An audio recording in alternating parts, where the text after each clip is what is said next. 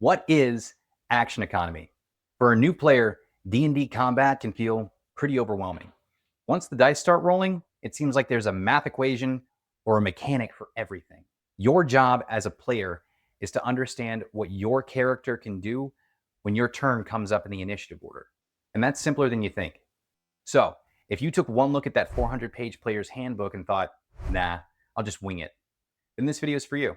This is Equals D20, and today we're breaking down what you can do with your combat actions. Simply put, the action economy is your budget. You've got 4 resources to spend each round: an action, a bonus action, movement, and a reaction. Spending these wisely can be the difference between slogging through a resource-draining, session-long combat sequence or seeing the light drain from your DM's eyes as you ruin all of their sadistic plans by KOing the big bad before they even get a chance to whip out that homebrewed legendary action that they spent all night working on.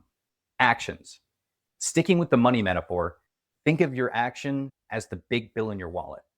Most of the time, you'll be spending this swinging your sword or casting a spell, but those aren't your only options. The 2024 edition of Dungeons & Dragons has several tricks for your tabletop utility belt, and here they are. Dodge. Are you low on health? Give yourself a glimmer of hope until the cleric decides whether he likes your character enough to keep them around for a few more sessions by giving attack rolls against you disadvantage until your next turn. Disengage. This is your get off me button. If a melee fighter gets within 5 feet of you, running away from them gives them an opportunity to attack you. Disengage and get yourself some safe space without having to eat that free hit. Ready. Pack an attack or prime a spell to use at any time during the round. Here's an example.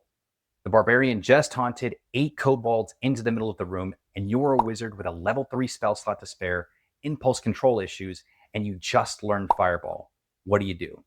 Cast Fireball and kill everything, including the barbarian? Or ready Fireball and wait until he can disengage and clear the blast radius? I'll leave you to think about that one.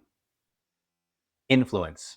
Give yourself a chance to put that high charisma stat to use for something other than threatening merchants or trying to put the moves on every NPC your DM introduces, because that's what your character would do in this situation. Persuade or intimidate mid-combat, or take your chances rolling an animal handling check to find out whether you stumbled across this particular green dragon during mating season. Improvise. Get creative with the environment.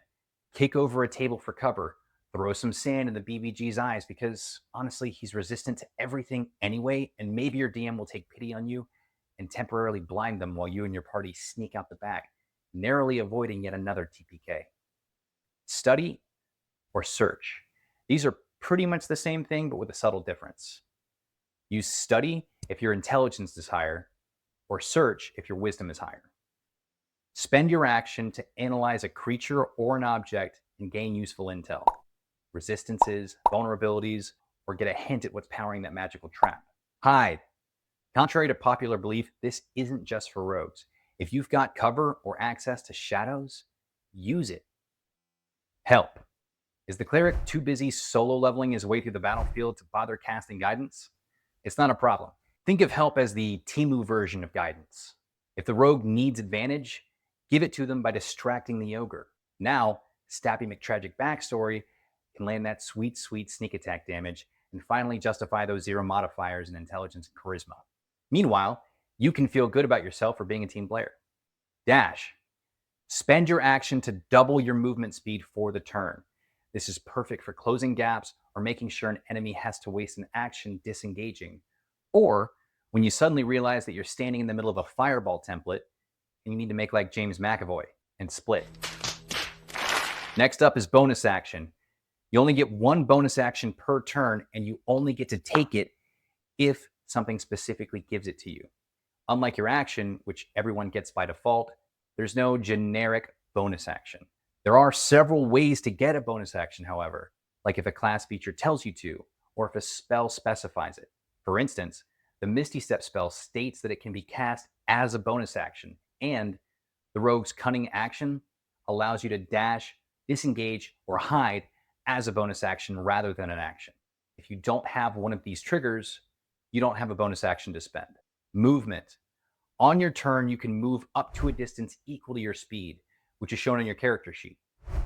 Most characters have 30 feet of movement, but things like race, class, and conditions can change this. A human fighter with 30 feet of speed can move up to 30 feet every turn. You can also split this movement up however you want during your turn. Thinking tactically before you move can really help you out a lot as well. If you duck behind a wall or tree, you gain cover and get bonuses to your armor class. Having the high ground won't give you a bonus to attack like it does in Baldur's Gate 3, but it can change line of sight and give you more ranged attack options. So if you're a backline fighter, go ahead and look for that ladder to climb. Reactions. These are the trap cards of D&D. You use them on someone else's turn to punish, intercept, or outright cancel an enemy's action. The classic is the opportunity attack. If someone tries to run past you while you're holding a melee weapon, reach out and smack them with it. Spellcasters get options like Counterspell and Shield, and some classes have their own unique takes, like the Battlemaster's maneuvers. Remember, one reaction per round. That's it. So there you have it. Action, bonus action, movement, and reaction. That's your action economy.